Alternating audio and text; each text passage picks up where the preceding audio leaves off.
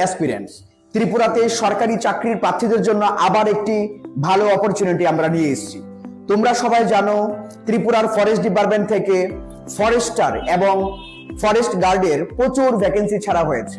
অর্থাৎ তোমরা যারা যারা আগামী দিন সরকারি চাকরিতে অ্যাটেন্ড করার জন্য চেষ্টা করছো, তোমাদের জন্য একটা বেস্ট সুযোগ আমরা নিয়ে এসেছি, যেটার মধ্যে আছে ফরেস্টার।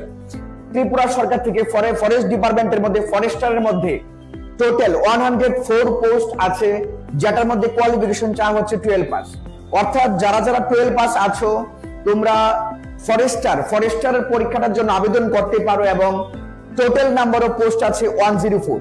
আমাদের সেকেন্ড যে ভ্যাকেন্সি আছে সেটা হচ্ছে ফরেস্ট গার্ডের মধ্যে নাম্বার অফ পোস্ট আছে 167 এবং তোমার কোয়ালিফিকেশন হচ্ছে 10 পাস।